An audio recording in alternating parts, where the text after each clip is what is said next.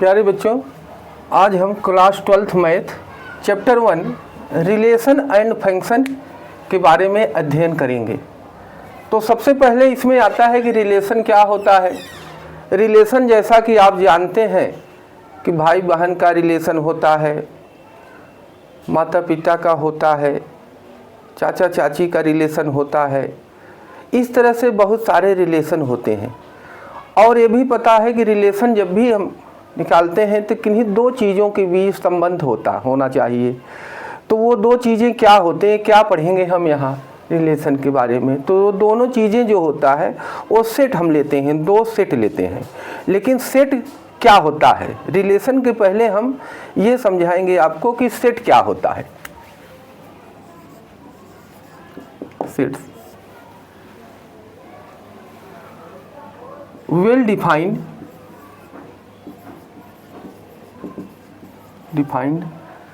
collection of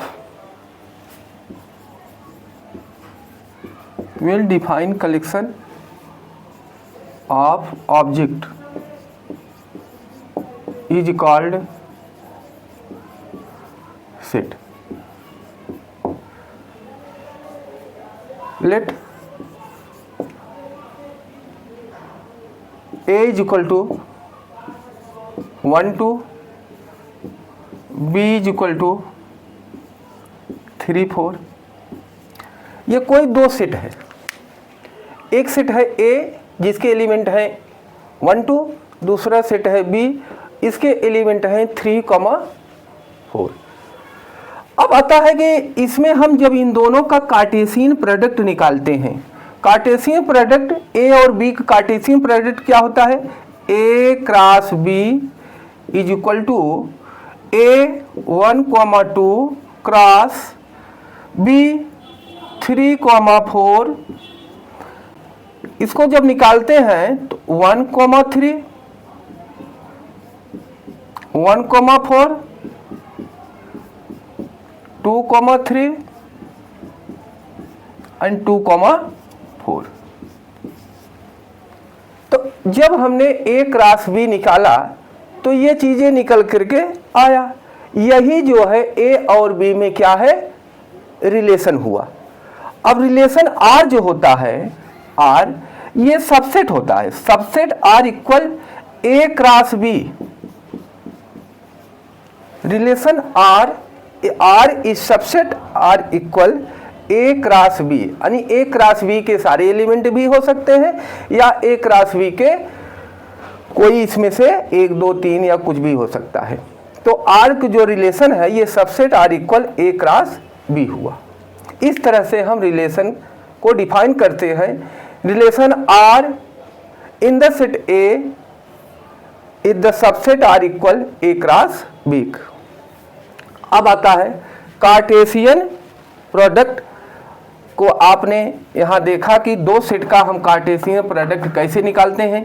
एक A cross B is equal to इस तरह से 1 का 3 से, 1 का 4 से, 2 का 3 से और 2 का 4 से। तो रिलेशन R जो निकला हो हमारा इस subset of A cross B होता है। इसके बाद आता है टाइप्स ऑफ रिलेशन।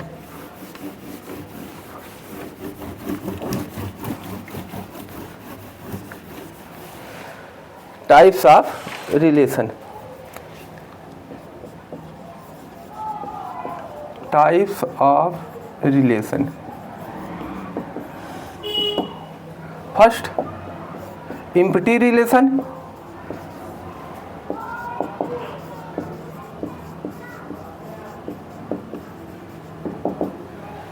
तो इसके लिए हमने दो सेट लिया था, A is equal to 1 2, B is equal to 3 4,